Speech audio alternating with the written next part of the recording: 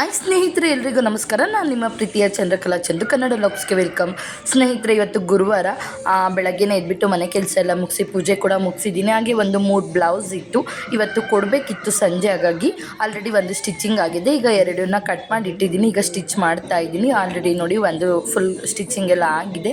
Plain blouse lining ಆಗಿಬಿಟ್ಟು ಹೊಲಿಯೋದು, design ಆ ಥರದ್ದೆಲ್ಲ ಏನಿಲ್ಲ. ಹಾಗಾಗಿ ಅವನ್ನೆಲ್ಲನೂ ಈಗ ಕಂಪ್ಲೀಟ್ ಮಾಡಿ ಹಾಗೆ ಮನೆ ಕೆಲಸ ಕೂಡ ಆಲ್ಮೋಸ್ಟ್ ಎಲ್ಲ ಮುಗಿದಿದೆ. ಹಾಗೆ ಕೆಲವೊಂದು ಸ್ಯಾರಿ ಜಿಗ್ಜಾಗ್ ಫಾಲ್ ಹಾಕೋದು ಕೂಡ ಇತ್ತು, ಅದೆಲ್ಲನೂ ಮುಗಿಸಿ ಹಾಗೆ ಸಂಜೆ ಈಗ ಊರಿಗೆ ಹೋಗೋಣ ಅಂತ ಹೊರಟಿದ್ದೀವಿ. ನಾಳೆ ಎಲೆಕ್ಷನ್ ಇರೋದ್ರಿಂದ ಇವತ್ತು ಸಂಜೆ ಊರಿಗೆ ಹೋಗ್ತಾ ಇದ್ದೀವಿ. ಶುಕ್ರವಾರ ಎಲೆಕ್ಷನ್ ಇತ್ತಲ್ವ, ಹಾಗಾಗಿ ಗುರುವಾರ ಸಂಜೆನೇ ಹೋಗ್ತಾ ಇದ್ದೀವಿ. ಬೆಳಗ್ಗೆ ಎದ್ದು ಹೋಗೋದು ಬೇಡ ಅಂತ ಹೇಳ್ಬಿಟ್ಟು ಸಂಜೆನೇ ಹೋಗೋಣ ಅಂತ. ಹಸ್ಬೆಂಡ್ ಕೂಡ ಸ್ವಲ್ಪ ಬೇಗನೆ ಬಂದರು ಡ್ಯೂಟಿಯಿಂದ. ಹಾಗಾಗಿ ಈಗ ಹೊರಟ್ಬಿಟ್ಟು ನಾನು, ಮಗಳು, ಹಸ್ಬೆಂಡ್ ಎಲ್ಲರೂ ಕೂಡ ಹೋಗ್ತಾ ಇದ್ದೀವಿ. ಮನೆ ಕೆಲಸ ಕೂಡ ಆಯಿತು, ಬ್ಲೌಸ್ ಕೂಡ ಎಲ್ಲ ಕಂಪ್ಲೀಟ್ ಆದವು. ಎಲ್ಲ ಮುಗಿಸ್ಬಿಟ್ಟು ಅವ್ರಿಗೆ ಕೊಟ್ಬಿಟ್ಟು ಹೋಗ್ತಾ ಇದ್ದೀನಿ. ಹಾಗೆ ಈಗ ಫಂಕ್ಷನ್ಸ್ ಎಲ್ಲ ಜಾಸ್ತಿ ಇರೋದ್ರಿಂದ ತುಂಬಾ ಬಟ್ಟೆ ಕೂಡ ಬರ್ತಾ ಇರುತ್ತೆ. ಹಾಗೆ ಫ್ರೀ ಮಾಡಿಕೊಂಡು ಬಟ್ಟೆ ಎಲ್ಲ ಹೊಲ್ಕೊತಾ ಇದ್ದೀನಿ. ತುಂಬ ದಿನ ಆಯಿತು ವೀಡಿಯೋಸೇ ಮಾಡಿಲ್ಲ. ಹಾಗೆ ಊರಿಗೆ ಹೋಗ್ಬಿಟ್ಟು ವಿಡಿಯೋನ ಕಂಟಿನ್ಯೂ ಮಾಡ್ತೀನಿ.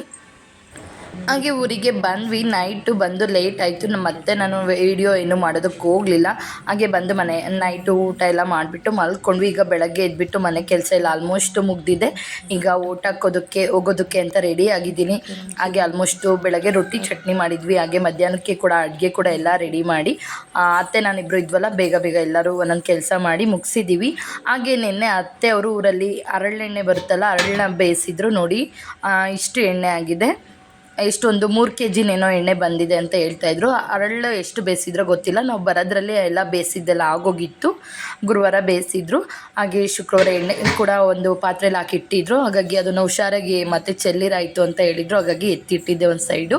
ಹಾಗೆ ಈಗ ನಾನು ಓಟಾಕ್ಬಿಟ್ಟು ಬಂದು ಮತ್ತೆ ಅಮ್ಮ ಊರಿಗೆ ಹೋಗ್ತೀನಿ. ಹಾಗಾಗಿ ನಾನು ಅಲ್ಲಿಗೆ ತೊಗೊಂಡೋಗೋದಕ್ಕೆ ಅಂತ ಒಂದು ಬಾಟಲ್ ಹಾಲು ಮಜ್ಜಿಗೆ ಎಲ್ಲನೂ ರೆಡಿ ಮಾಡಿ ಕೂಡ ಇಟ್ಕೊಂಡಿದ್ದೀನಿ. ತಮ್ಮ ಬರ್ತೀನಿ ಅಂತ ಹೇಳಿದ್ದಾನೆ, ಯಾಕೆಂದರೆ ಬಸ್ ಕೂಡ ಸಿಗೋದಿಲ್ಲ. ಹಾಗಾಗಿ ತಮ್ಮ ಬಂದು ಕರ್ಕೊಂಡು ಹೋಗ್ತೀನಿ ಅಂತ ಹೇಳಿದ್ದಾನೆ. ಹಾಗಾಗಿ ಈಗ ಹಸ್ಬೆಂಡು ಮತ್ತು ನಾನು ಬಂದ್ವಿ. ನಮ್ಮ ಊರಲ್ಲೇ ನಮಗೆ ಎಲೆಕ್ಷನ್ದು ಓಟೆಲ್ಲ ಹಾಕೋದಕ್ಕೆ ನಮ್ಮೂರಲ್ಲೇ ಇರುತ್ತೆ. ಹಾಗಾಗಿ ಹೋಗಿ ಆ ಓಟೆಲ್ಲ ಹಾಕಿ ಹೊರಗಡೆ ಬಂದಮೇಲೆ ವೀಡಿಯೋ ಮಾಡ್ಕೊತಾ ಇದ್ವಿ. ಆ ಒಳಗಡೆ ಎಲ್ಲ ಫೋನೆಲ್ಲ ಅಲೋ ಇರೋದಿಲ್ಲ. ಹಾಗಾಗಿ ಹೊರಗಡೆನೇ ಫೋನೆಲ್ಲ ಇಟ್ಟೋಗಿ ಈಗ ಓಟೆಲ್ಲ ಹಾಕಿ ಬಂದು ಹಾಗೆ ಅಲ್ಲೆಲ್ಲ ಆ ಊರಲ್ಲೆಲ್ಲ ಬಂದಿರ್ತಾರಲ್ಲ ಎಲ್ಲರೂ ಮಾತಾಡಿಸ್ಕೊಂಡು ಹಾಗೆ ನಮ್ಮದು ಕೂಡ ಓಟೆಲ್ಲ ಹಾಕಿದ್ದೆಲ್ಲ ಆಯಿತು. ಹಾಗೆ ಒಂದು ಫೋಟೋಸ್ ಎಲ್ಲ ತಗೊತಾ ಇದ್ವಿ. ನಾನು ನಮ್ಮ ಮನೆಯವ್ರು ಇಬ್ಬರು ಕೂಡ ಫೋಟೋಸ್ ಎಲ್ಲ ತಗೊತಾ ಇದ್ವಿ. ನೆಕ್ಸ್ಟು ತಮ್ಮ ಬಂದು ಊರಿಗೆ ಹೋದ್ವಿ. ಅಲ್ಲೂ ವೀಡಿಯೋ ಏನೂ ಮಾಡ್ಕೊಳ್ಳೋಕ್ಕಾಗಲಿಲ್ಲ ನನಗೆ. ಹಾಗೆ ನೆಕ್ಸ್ಟ್ ಡೇ ಶನಿವಾರ ನಮ್ಮ ಅಕ್ಕ ಕೂಡ ಬಂದಿದ್ದರು. ಹಾಗೆ ನಮ್ಮ ಅಕ್ಕನ ಮಗಳಿಗೆ ಮುಡಿ ಕೊಡಬೇಕು ಅಂತ ಅಂದ್ಕೊಂಡಿದ್ದಂತೆ. ಹಾಗಾಗಿ ಪಾವಗಡದಲ್ಲಿ ಶನಿ ಮಹಾತ್ಮ ಸ್ವಾಮಿ ದೇವಸ್ಥಾನ ಇದೆ, ಅಲ್ಲಿಗೆ ಎಲ್ಲರೂ ಹೋಗ್ತಾ ಇದ್ದೀವಿ. ಇಲ್ಲಿ ನಮ್ಮ ಅತ್ತಿಗೆ, ನಮ್ಮ ಅಕ್ಕನ ಮಗಳು, ನಮ್ಮಮ್ಮ ಮತ್ತು ನಮ್ಮ ದೊಡ್ಡಪ್ಪ ಎಲ್ಲರೂ ಕೂಡ ಹೋಗ್ತಾ ಇದ್ದೀವಿ. ನಮ್ಮ ಹಸ್ಬೆಂಡ್ ಕೂಡ ಜಾಯಿನ್ ಆಗ್ತಾರೆ ನಮ್ಮ ಜೊತೆ. ಈಗ ಬೆಳಗ್ಗೆನೇ ಬೇಗನೆ ರೆಡಿ ಆಗಿಬಿಟ್ಟು ಹೋಗ್ತಾ ಇದ್ದೀವಿ. ನಾವು ಮಧುಗಿರಿಯಿಂದ ಪಾವಗಡಕ್ಕೆ ಹೋಗೋಕ್ಕೆ 1.5 hour ತೊಗೊಳುತ್ತೆ. ಹಾಗಾಗಿ ಬೇಗನೆ ಹೋಗ್ತಾ ಇದ್ದೀವಿ. ಹಾಗೆ ಇಲ್ಲಿ ಬಂದಿದ್ದೀವಿ. ದೀಕ್ಷಾ ಕೌಂಟರ್ ಅಂದರೆ ಅದು ಮುಡಿ ತೆಗ್ಸೋದಕ್ಕೆ. ಇಲ್ಲಿ ಫಸ್ಟ್ ಬಂದು ಟಿಕೆಟ್ ಎಲ್ಲ ತೊಗೋಬೇಕು. ಹಾಗಾಗಿ ಅವಳಿಗೆ ಮುಡಿ ತೆಗ್ಸೋದಕ್ಕೆ ಅಂತ ಹೋಗಿದ್ರು ಅಕ್ಕೋರು. ನಾವು ಇಲ್ಲೇ ಕೂತ್ಕೊಂಡು ವೆಯ್ಟ್ ಮಾಡ್ತಾ ಇದ್ವಿ. ಮೊದಲೆಲ್ಲ ತುಂಬ ಬರ್ತಾ ಇದ್ದೆ ಇಲ್ಲಿಗೆ ಪಾವಗಡಕ್ಕೆ. ಈಗ ಮದುವೆ ಆದಮೇಲೆ ಬಂದಿರಲಿಲ್ಲ. ಆಲ್ರೆಡಿ ಒಂದು 6 ವರ್ಷ ಆಗಿತ್ತು. ಹಾಗಾಗಿ ನಾನು ಕೂಡ ಅಕ್ಕ ಹೋಗಬೇಕು ಅಂದರು. ಹಾಗಾಗಿ ನಾನು ಅಮ್ಮ ಎಲ್ಲರೂ ನಾವು ಹೋಗ್ಬಿಟ್ಟು ಬರೋಣ ಅಂತ ಅಕ್ಕ ಜೊತೆ ಬಂದ್ವಿ. ಯಾಕೆಂದರೆ ತುಂಬ ದಿನ ಆಗಿತ್ತು ಬಂದು. ಹಾಗೆ ನಂದು ಕಣ್ಣು ಕೂಡ ರೆಡ್ ಆಗಿಬಿಟ್ಟಿದೆ. ಅದೇನಾಯಿತು ಅಂತ ಗೊತ್ತಿಲ್ಲ. ಒಳಗಡೆ ಏನೋ ಕಣ್ಣಲ್ಲಿ ಬ್ಲಡ್ ಕ್ಲಾಟ್ ಆಗಿ ಆ ಥರ ಆಗಿದೆ ಅಂದರು. ಫುಲ್ಲು ರೆಡ್ ಆಗಿಬಿಟ್ಟಿತ್ತು ಕಣ್ಣು ನನಗೆ. ಹಾಗೆ ಇಲ್ಲೆಲ್ಲರೂ ವೆಯ್ಟ್ ಮಾಡ್ತಾ ಇದ್ವಿ ಕೂತ್ಕೊಂಡು, ಅವರು ಮುಡಿ ತೆಗೆಸ್ಕೊಂಡು ಬರಲಿ ಅಂತೇಳಿ. ಹುಡುಗರೆಲ್ಲ ಇದ್ರಲ್ಲ, ಇಲ್ಲಿ ಕುಂಡಿಸ್ಕೊಂಡು ವೆಯ್ಟ್ ಮಾಡ್ತಾ ಇದ್ವಿ ನಾವು. ನೆಕ್ಸ್ಟು ಅಕ್ಕ ಹೋಗಿ ಮುಡಿಯೆಲ್ಲ ತೆಗೆಸ್ಕೊಂಡು ಅವಳಿಗೆ ಸ್ನಾನ ಎಲ್ಲ ಮಾಡಿಸ್ಕೊಂಡು ಬಂದರು. ಈಗ ದೇವಸ್ಥಾನಕ್ಕೆ ಹೋಗ್ತಾ ಇದ್ದೀವಿ. ಅಲ್ಲಿ ವಾಕಬಲ್ ಡಿಸ್ಟೆನ್ಸಲ್ಲೇ ಇರುತ್ತೆ ಮುಡಿ ತೆಗೆಸ್ಕೊಳ್ಳೋದು ಮತ್ತು ದೇವಸ್ಥಾನಕ್ಕೆ ಹೋಗೋದು ಎಲ್ಲನೂ ಅಲ್ಲಿ ನಿಯರೇ. ಹಾಗಾಗಿ ಹೋಗ್ತಾ ಇದ್ದೀವಿ. ತುಂಬಾ ಫೇಮಸ್ ಇದು ದೇವಸ್ಥಾನ, ತುಂಬಾ ಹೆಸರುವಾಸಿ ಅಂತ ದೇವಸ್ಥಾನ.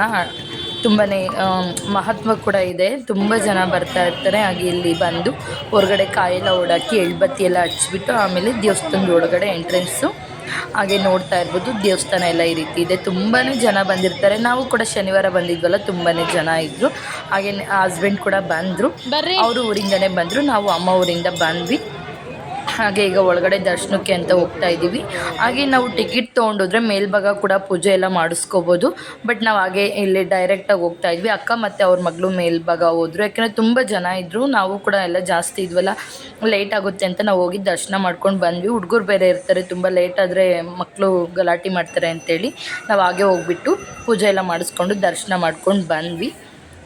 ಇಲ್ಲಿ ನೋಡ್ತಾ ಇರ್ಬೋದು ನೋಡಿ, ಇದೇ ಗರ್ಭಗುಡಿ. ಇಲ್ಲಿ ಒಳಗಡೆ ಕೂಡ ಅಷ್ಟೇ ನವಗ್ರಹಗಳೆಲ್ಲ ಇದೆಯಲ್ವ, ಇಲ್ಲೇ ಪೂಜೆ ಎಲ್ಲ ಮಾಡಿಕೊಡ್ತಾರೆ. ನಮಗೆ ಯಾವ ಥರ ಪೂಜೆ ಬೇಕೋ ಅದೆಲ್ಲ ನವಗ್ರಹಗಳು ಪೂಜೆ ಇದೆ ಎಲ್ಲ ಥರನೂ ಮಾಡಿ ಕೊಡ್ತಾರೆ. ನಾವು ಕೂಡ ಹೋಗಿ ದೇವರ ದರ್ಶನ ಎಲ್ಲ ಮಾಡಿಕೊಂಡು ಈಗ ಹೊರಗಡೆ ಬಂದ್ವಿ.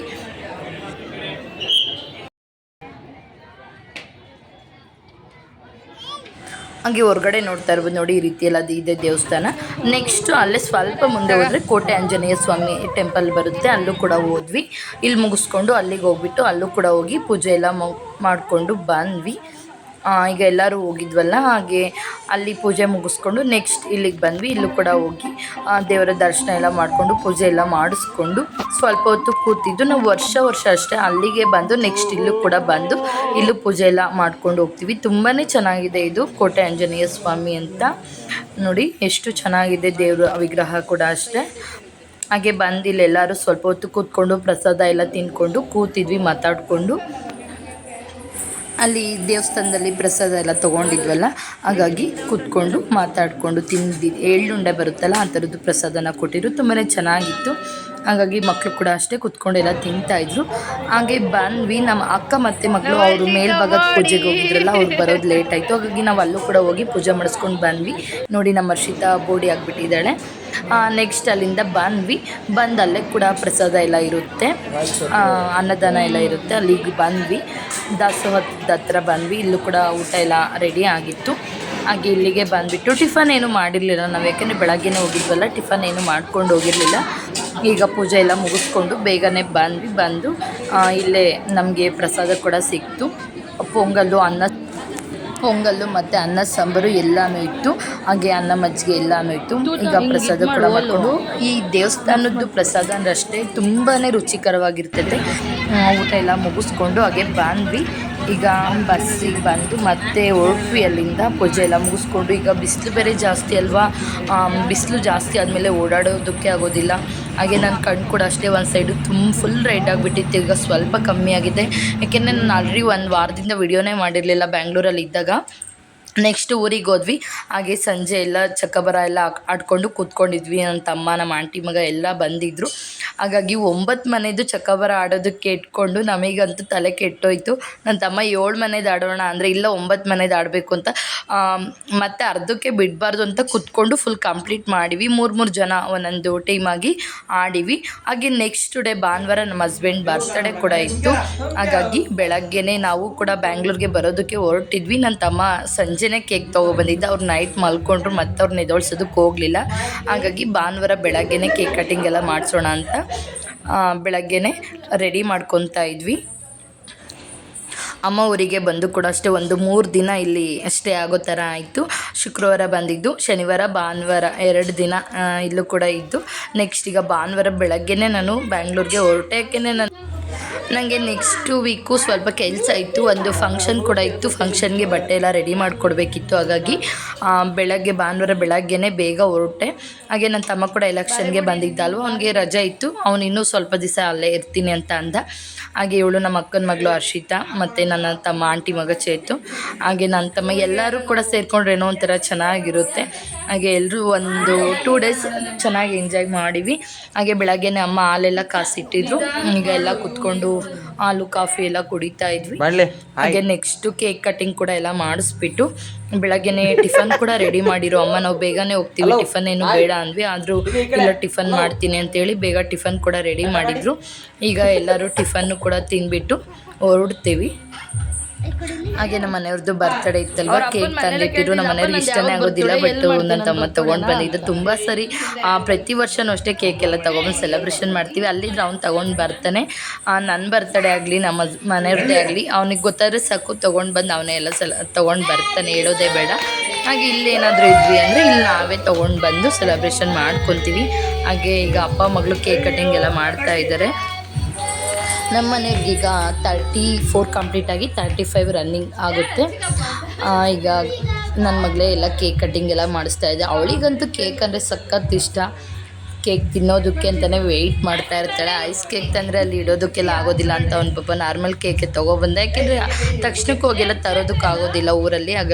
ಹಾಗೆ ಐಸ್ ಕೇಕ್ ಕೂಡ ಅಷ್ಟೇ ಮಧುಗಿರಿಲಿ ಸಿಗುತ್ತೆ ಅನಿಸುತ್ತೆ, ಇನ್ನು ಹಳ್ಳಿ ಕಡೆ ಎಲ್ಲ ಸಿಗೋದಿಲ್ಲ. ಹಾಗಾಗಿ ಅವನು ಆರ್ಡ್ರೆಲ್ಲ ಕೊಟ್ಬಿಟ್ಟು ಮಾಮೂಲಿ ಕೇಕೆ ತಂದೆ. ಬಟ್ ಚೆನ್ನಾಗಿತ್ತು ಇದು ಕೂಡ ಅಷ್ಟೇ. ಮಕ್ಕಳೆಲ್ಲ ತಿಂದು ಖಾಲಿನೇ ಮಾಡಿರು. ಬೆಳಗ್ಗೆನೇ ಕಟ್ ಮಾಡಿದ್ವಿ, ಎಲ್ಲ ತಿಂದ್ಬಿಟ್ಟು ಖಾಲಿ ಕೂಡ ಮಾಡಿರು. ಈಗ ನನ್ನ ಮಗಳಿಗೆ ಫಸ್ಟ್ ಎಲ್ಲ ತಿನ್ನಿಸಿ ಅವಳಿಗಂತೂ ಕೇಕ್ ಅಂದರೆ ತುಂಬಾ ಇಷ್ಟಪಟ್ಟು ತಿಂತಾಳವಳು. ಅವಳು ಕೇಕ್ನೇ ನೋಡ್ತಾ ಇರ್ತಾಳೆ. ಯಾವಾಗ ಅದರಲ್ಲಿ ತಂದಿಟ್ಟಿದ್ವ ಮನೇಲಿ, ಅಪ್ಪಗೆ ಯಾವಾಗ ಕಟ್ ಮಾಡಿಸೋದು ಯಾವಾಗ ಅಂತೆಲ್ಲ ಕೇಳ್ತಾ ಇದ್ಲು. ಅವಳಿಗೆ ಗೊತ್ತಿಲ್ಲದೆ ಮತ್ತೆ ಎತ್ತಿಟ್ಟಿದ್ದಾಯಿತು, ಏಕೆಂದರೆ ನೋಡಿದರೆ ಮತ್ತೆ ಬೇಕು ಅಂತ ಕೇಳ್ತಾಳೆ ಅಂತ. ನೆಕ್ಸ್ಟ್ ಈಗ ನಾವು ಕೂಡ ಕೇಕೆಲ್ಲ ತಿನ್ನಿಸಿ ಸೆಲೆಬ್ರೇಷನ್ ಎಲ್ಲ ಮುಗೀತು. ಇನ್ನೇನೀಗ ನಾವು ಬ್ಯಾಂಗ್ಳೂರು ಕಡೆ ಹೊರಡ್ತೀವಿ. ಟಿಫನ್ ಕೂಡ ಆಗಿತ್ತು, ರೆಡಿ ಆಗಿತ್ತು. ಪಲಾವ್ ಮಾಡಿದ್ರಮ್ಮ. ಪಲಾವ್ ಎಲ್ಲ ತಿಂದ್ಬಿಟ್ಟು ಈಗ ಬ್ಯಾಂಗ್ಳೂರು ಕಡೆ ಹೊರಡಬೇಕು. ಟೈಮ್ ಕೂಡ ಆಗಿದೆ. ಬೆಳಗ್ಗೆ 7 ಗಂಟೆಗೆ ನಾವು ಮನೆ ಬಿಡಬೇಕು ಅಂತ ಅಂದ್ಕೊಂಡ್ವಿ, ಆದರೆ 8 ಗಂಟೆ ಆಗೋಯಿತು. ನೆಕ್ಸ್ಟು ಬಂದು ಆಲ್ರೆಡಿ ಒಂದು 11:30 12 ಗಂಟೆ ಆಯಿತು ಬ್ಯಾಂಗ್ಳೂರಿಗೆ ಬರೋದ್ರಲ್ಲಿ. ಹಾಗೆ ನಮ್ಮ ಫ್ರೆಂಡವ್ರದ್ದು ಮನೆ ಕೂಡ ಕನ್ಸ್ಟ್ರಕ್ಷನ್ ಆಗ್ತಾಯಿತ್ತು, ಅಲ್ಲೂ ಕೂಡ ಹೋಗ್ಬಿಟ್ಟು ಅವ್ರದ್ದು ಮನೆ ಕೂಡ ನೋಡಿಕೊಂಡು ಬಂದ್ವಿ. ಇನ್ನೇನು ಕಂಪ್ಲೀಟ್ ಆಗ್ತಾಯಿತ್ತು. ನೆಕ್ಸ್ಟು ನೈಟು ಈಗ ಹೊರಗಡೆ ಹೋಗೋಣ ಊಟಕ್ಕೆ ಅಂತೇಳ್ಬಿಟ್ಟು ಹೊರಗಡೆ ಹೊರಟಿದ್ದೀವಿ. ಬೆಳಗ್ಗೆ ಬಂದು ಅನ್ನ ಸಾಂಬಾರೆಲ್ಲ ಮಾಡಿಕೊಂಡು ಸ್ವಲ್ಪ ತಿಂದು ಮಧ್ಯಾಹ್ನ ಈಗ ನೈಟು ಹೊರಗಡೆ ಹೋಗ್ಬಿಟ್ಟು ಡಿನ್ನರ್ ಮಾಡ್ಕೊಂಡು ಬರೋಣ ಅಂತ ಹೊರಟಿದ್ದೀವಿ. ಮಗಳು, ನಾನು ಮತ್ತು ಹಸ್ಬೆಂಡು. ಪ್ರತಿ ವರ್ಷ ಆಲ್ಮೋಸ್ಟ್ ನಾವು ಬರ್ಡೇಗೆಲ್ಲ ಹೋಟೆಲ್ಗೆ ಹೋಗ್ತೀವಿ. ಹಾಗೆ ಲೈಟಾಗಿ ಏನಾದರೂ ಸ್ನ್ಯಾಕ್ಸ್ ಆ ಥರದ್ದು ತಿನ್ಕೊಂಡು ಬರೋಣ ಅಂತ ಈಗ ಹೊರಟಿದ್ದೀವಿ. ಆಲ್ರೆಡಿ 7 ಗಂಟೆ 7:15 ಮೇಲಾಗಿತ್ತು. ಮತ್ತು ಮನೆಯಲ್ಲಿ ಮಾಡೋದಿನ್ನೇನು ಅಂತ ಹೇಳ್ಬಿಟ್ಟು ಹೊರಗಡೆ ಹೋಗಿ ಬರೋಣ ಅಂತ ಹೊರಟ್ವಿ. ಹಾಗೂ ಮಗಳಿಗೆ ಒಂದು ಸರಿ ಹೇಳಿದ್ರೆ ಸಾಕು ಹೊರಗಡೆ ಹೋಗೋಣ ಅಂತ. ಅವಳು ರೆಡಿಯಾಗಿ ಕೂತ್ಕೊತಾಳೆ. ಹಾಗೆ ನನಗೆ ಹೂವು ಬೇಕು ಅಂತ ಕೂಡ ಹೂವು ತೊಗೊಂಡೆಲ್ಲ ಮುಡಿಸ್ಕೊಂಡಿದ್ದಾಳೆ. ಯಾಕೆಂದರೆ ಊರಿಂದ ಬಂದೆ ಅಲ್ವಾ, ಹೂವೆಲ್ಲ ಕಟ್ಟಿ ತೊಗೊಂಡು ಬಂದಿದ್ದೆ. ನನಗೂ ಬೇಕು ಅಂತೇಳಿ ಹೂವು ಕೂಡ ಮುಡಿಸ್ಕೊಂಡಿದ್ದಾಳೆ. ಈಗ ಬಂದು ವೆಯ್ಟ್ ಮಾಡ್ತಾ ಇದ್ದೀವಿ. ಮಕ್ಕಳು ಚಿಕ್ಕವರಿದ್ದಾಗ ನಾವು ಯಾವಾಗ ಮಾತಾಡ್ತೇವಪ್ಪ, ಮಕ್ಕಳು ಯಾವಾಗ ಅಮ್ಮ ಅಂತ ಕರಿತವೆ ಅಂತ ವೆಯ್ಟ್ ಮಾಡ್ತಾ ಇರ್ತೀವಿ. ಈಗ ಮಾತು ಕಲ್ತ ಮೇಲಂತೂ ತಲೆನೋವು ಬರುತ್ತೆ. ಗದರುತ್ತಾ ಇರ್ತೀವಿ ಕೆಲವೊಂದು ಟೈಮ್. ಸುಮ್ಮನೆ ಕೂತ್ಕೊಳ್ಳಿ ಅಂತ ಪ್ರತಿಯೊಂದಕ್ಕೂ ಕ್ವಶನ್, ಅದು ಏಕೆ, ಅದು ಏನು, ಪ್ರತಿಯೊಂದಕ್ಕೂ ಕ್ವಶನ್ ಮಾಡ್ತಾಳೆ ನನ್ನ ಮಗಳಂತೂ.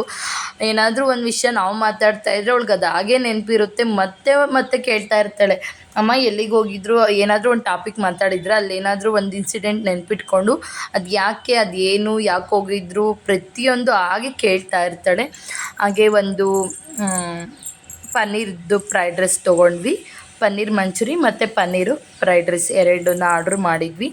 ಹಾಗೆ ನನ್ನ ಮಗಳು ಎಲ್ಲನೂ ನನಗೆ ಬೇಕು ಅಂತೇಳಿ ಫಸ್ಟ್ ತಿಂತಾಯಿದ್ದಾಳೆ. ಆಯಿತು ನೀನು ತಿನ್ನು ಎಷ್ಟು ಬೇಕೋ, ಆಮೇಲೆ ನಾವು ತಿಂತೀವಿ ಅಂತೇಳಿ ಅವಳಿಗೆ ಕೊಟ್ಟಿದ್ದೀನಿ. ತಿಂತಾ ಇದ್ದಾಳೆ ಕೂತ್ಕೊಂಡು.